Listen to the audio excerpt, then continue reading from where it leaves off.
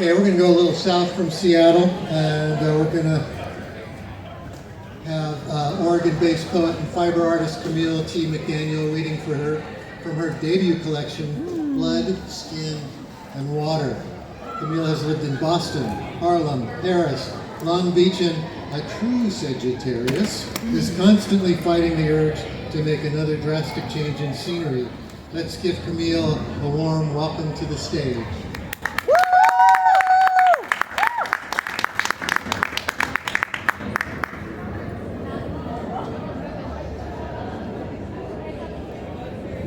My name is Camille T. McDaniel, Miss Chamomile T if you're nasty. I'm a poet, a black, queer, and disabled bad bitch. I like to talk a lot of shit.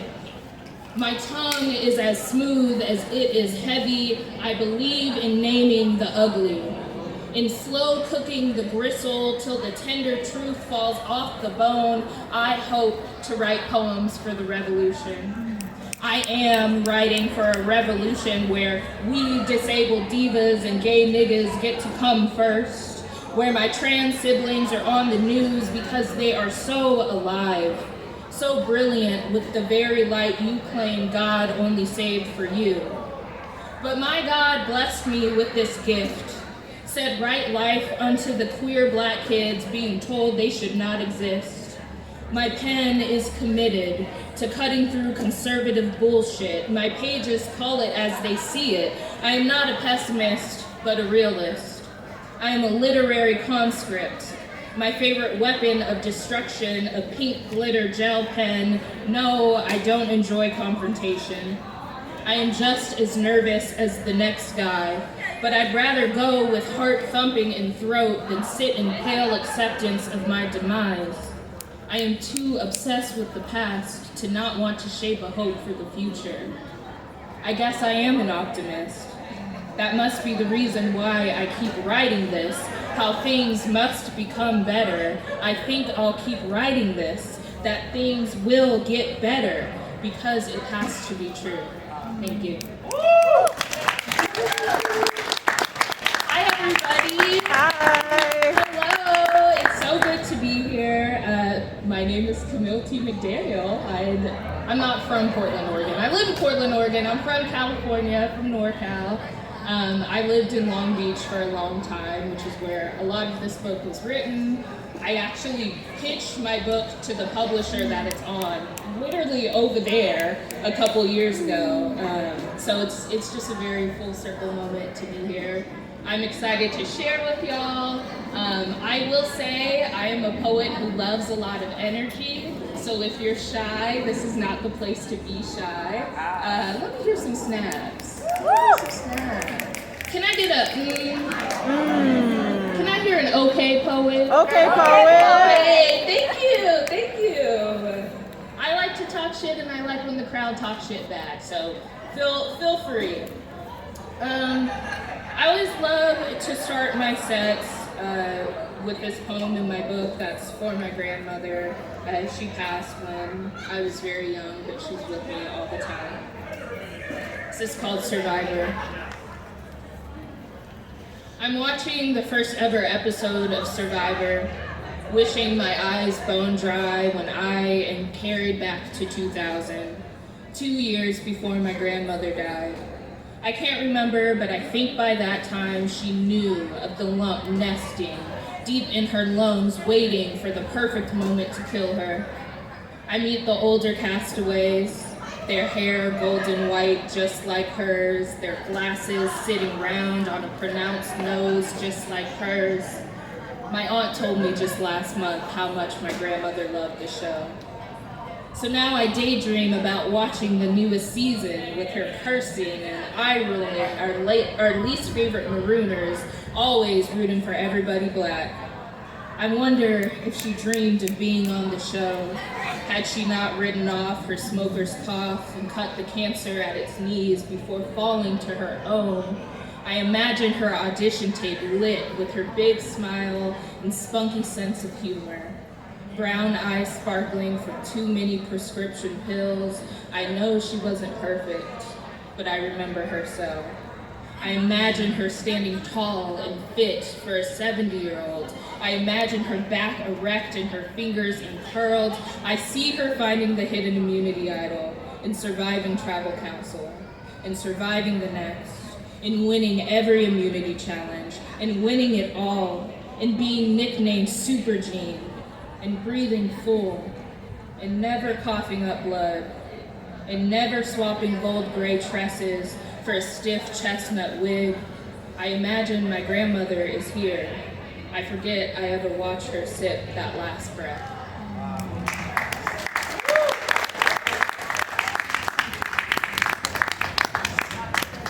So I wrote this book in a program called, oh my gosh, Karen, hi! That's one of my classmates and one of my favorite poets.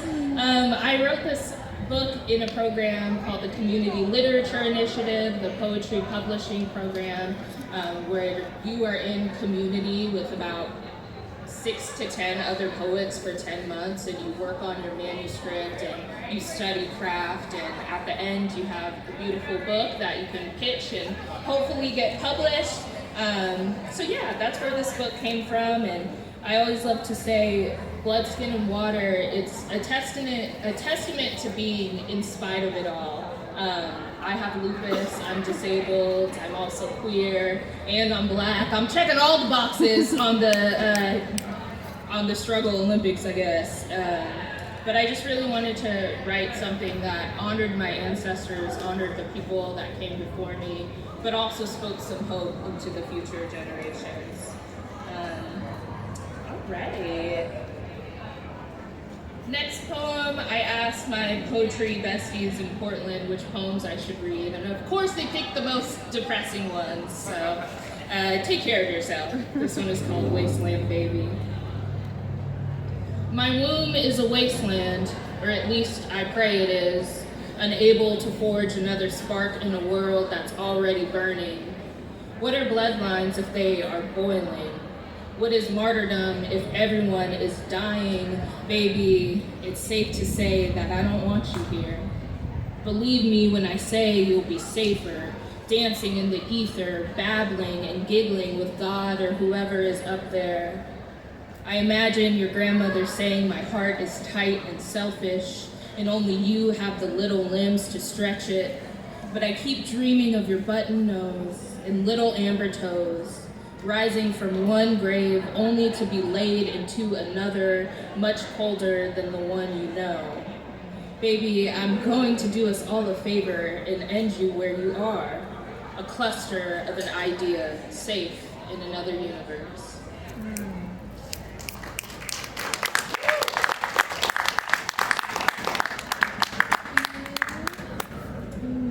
Two of my best friends are here today. I'm so excited. I love black women. That's the preamble for this poem. It's called Girls. All I need in this life of need is my girls. Bad bitches be smoking blunts at the beach, girls. They beat your ass when you ma'am, girls. This mug don't owe you no pronoun nor apology, girl. I miss the way you hold the back of my neck. Keep me from mollywopping hoes. Knock me back into last week. I needed to take a seat. Bring me into the world I tried to take me out of. All I need is box braids, acrylic that don't crack, sparkled Hello Kitty lighters, and bright green eyeliner. My girls. All I need is my girls and their names to be said. Thank you.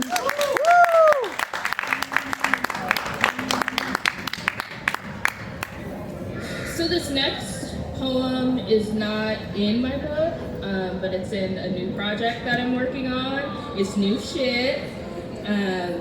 In the poetry community, when someone says new shit, you say new shit back. So let's try that again. It's new shit. New shit. Absolutely. Thank you. I went home last month for my dad's birthday, and he's very Black Southern Baptist. So of course I knew when I went to church with him, I was going to encounter something homophobic, which I did, unfortunately. And the pastor made it clear he didn't want anyone emailing him. So I said, fine, I'll write this poem for you. It's called serving cunt in a God-honoring way. My God is not a man or a woman. They're not even a singular person. But for the purpose of this poem and for the purpose of pissing you bigots off, my God uses they, them, and its pronouns, bitch.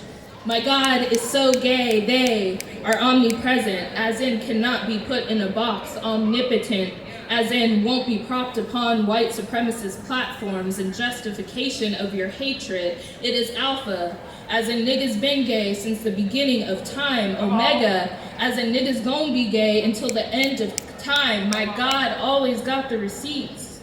My God is proof that niggas been trans, and two-spirit, and non-binary, niggas been in same-sex relationships, niggas been had non-traditional family dynamics. My God spits on your definition of tradition. It is the power beating steadfast in my sinner's chest. My God tells me that it is our agency that makes us holy. It is our being that sets us free. My God is the whole world in the palm of my gay-ass praying hands. My God is not a white man. They are the trees and the rivers, the moon and the sea, the birds, and yes, the bees. My God is your scandalous Adam and Steve. My God is every bad bitch and every ancestor worthy of worship. My God is hella niggerish. It is the exact type of person that you hate. My God is a hot pink flamboyant gay. My God is dark black lesbian love. My God is for us. So fuck anybody who's against us. My God is what happens when you stop aspiring to sit at the table of your enemy. Don't you know that you're what's for dinner? But my God eats on the floor and communes with us lowly strays, because that's what love does. My God does not look down upon us so that they can feel big. My God is grand, is opulent, is extravagant, unlike you and whoever you claim to serve.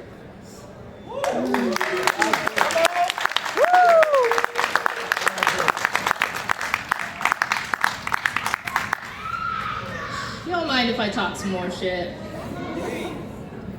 I went to school in Boston, go be you. I'm in so much debt. I had never truly met a rich person until I moved to the East Coast. So that's what this poem's about. It's called East Coast Girly. East Coast girly with old money, how do you do? How do you sleep on that memory foam mattress? No creaky spring to make sure you're awake before 6 a.m.'s alarm? East Coast girly with old money, why do you work? Why make a weekday hobby out of my lifelong necessity? Do you ever think of starving? What would you eat first? Your words or the Chanel purse? East Coast girly with old money, I'll eat you. I'll decimate the Mercedes in one bite, swallow the penthouse apartment too, give my wanton stomach $1 million view.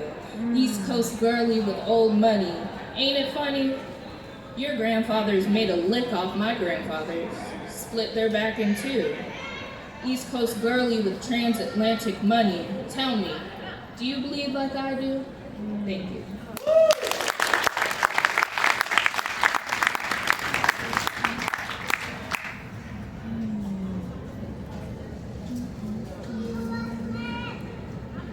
All right, let's do something light for the springtime.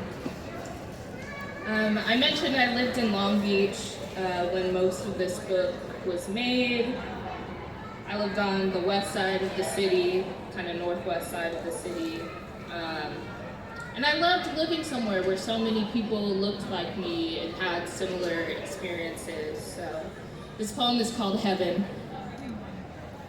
My heaven is the barbecue restaurant on the west side of the city, where the smog loves to settle into lungs born raspy and ready to sing the tune of the forgotten. My angels are black people glistening with sweat and oil after a long day's toil, chipping away at the chains of white supremacy. They forged their axes out of Mama's old cutlery and Martin's dream. My lily white Adidas crossed over the neighborhood's border, smelling like the wet of concrete. The way the gray sparkles beneath an oppressive sun, you'd think these gates are precious pearls. My congregation worships at the intersection of the 405 and the 710, where Mack trucks beat potholes into the road, where our tires kiss these craters and drum the thunk shimmy of the church mother's tambourine. I hum along to this gospel hymn while I kneel before the metal-painted pews sitting beneath the bus stop awning, crimson like the blood of the Lamb, glimmering like God's promise marks this place as home. Not even the Milky Way got something on the glow of West Willow. Our Polaris sits in between the barbecue joint and the boba shop. Pointing toward our North Star is not one, but a constellation of people glistening, being black, cradling one another's dreams. Thank you.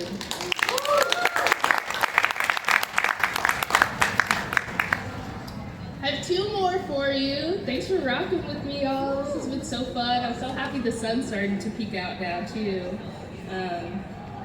Right in time for this kind of bitchy poem, but here we go. The unpaid gig is said to be a good opportunity. It's said to bring exposure, valuable experience, and other things that won't pay your rent. The unpaid gig is said to benefit the artist who definitely is not just doing this for fun, who definitely cannot afford their maintenance meds out of pocket. The unpaid gig is said to bring lucrative connections, but the bill collectors only deal in USD. The credit card companies don't care if you're up and coming. They don't even know your name until you miss a payment. The unpaid gig can't be had for dinner, can't buy a new jacket for a cold winter, won't put gas in that car or fare on that bus pass, but trust the salaried organizer. Trust the billionaire-backed corporation when they say there are no funds nor travel credits to give. Trust the unpaid gig will be worth it. Why wouldn't the artist sell their whole self, lend their body and their history to an impossible promise? The unpaid gig is said to be a good opportunity. Says, don't be ungrateful, dear artist. Don't you know? Others would kill for a chance like this. Thank you. Woo!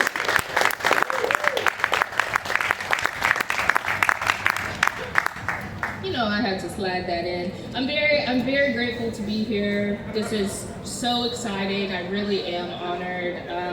I also believe in paying artists for their emotional labor, for their travel, for their time. A lot of us are not doing this just for fun. Like I said, I am disabled, so a lot of this is my work. This is my job. This is how I make a living because I can't work like a lot of you can work. And so while I welcome opportunities to come share my work, I really do appreciate my work being honored monetarily. So I hope that for every author, every artist here as well. This last one that I'm gonna do, I always love to end my sets on something light, something cute, something affirmative, because I know I do talk about a lot of heavy stuff. So I wrote this when your girl was in the trenches. I really was. It's called Affirmation from the Ashes. When the mornings feel like concrete, when the bird song sounds like a burial, when chest knocks like cinder blocks, when feet become tethered to hell, when the sun decides it's done, when the light reveals anything but the truth, I promise I got you. On my life, I got you. When the evenings dine with anxiety, when depression just comes with the territory, when the land cries out to mother, when mothers are no more, when there is no one left to love you more, when breathing becomes a chore, I got you. If nothing, I want you. Thank you so much, everyone. I hope you have a good rest of your day.